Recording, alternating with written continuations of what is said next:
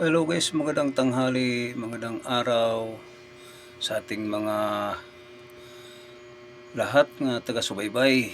No, nandito naman yung kuya sa pag-live, no. So,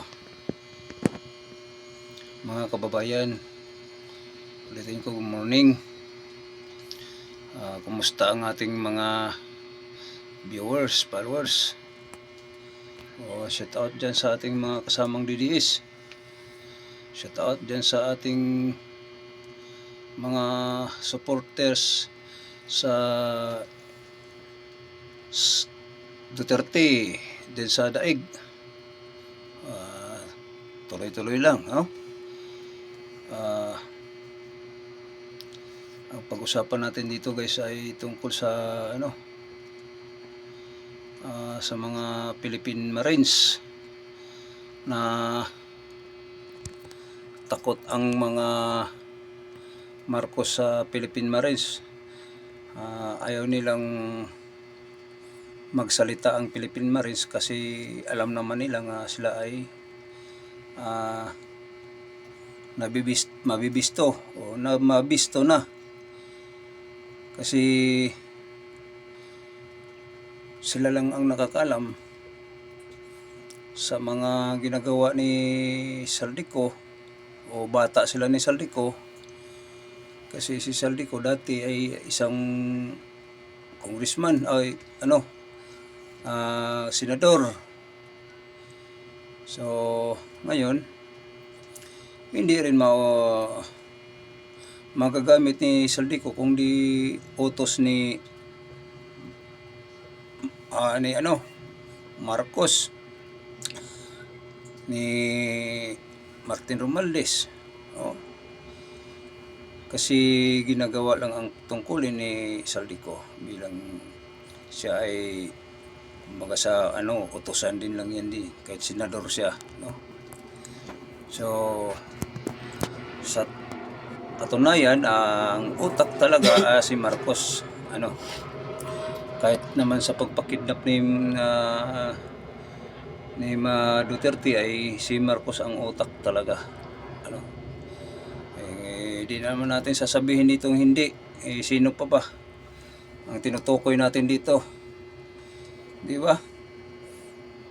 Tama ba yung sinasabi ko o fake news ba yun o hindi? Pero akong opinion ko, hindi yan fake news. Totoo yun mga kapatid, ha? Kaya ang mga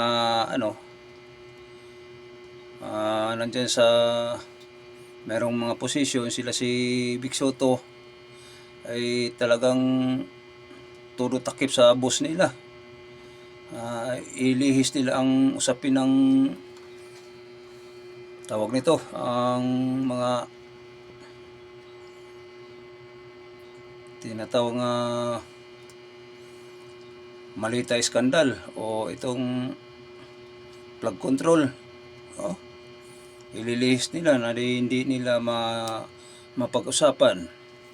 So hanggang katunayan ang tumatagal, ginugulo na nila ang Senado ni Cayetano.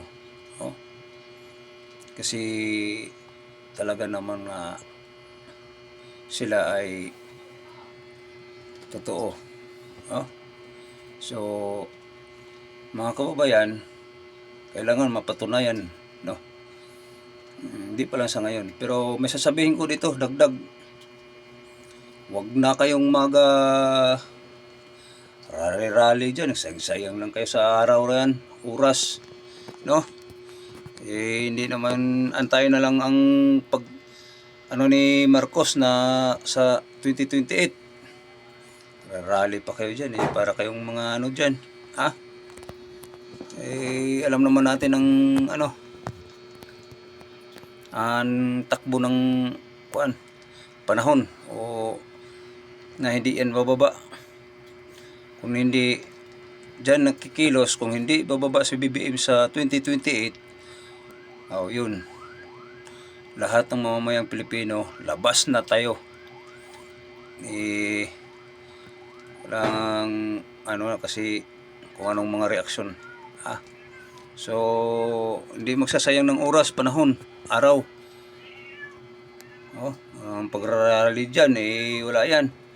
Gastos lang kayo sa, ano, sayang ng panahon, oras.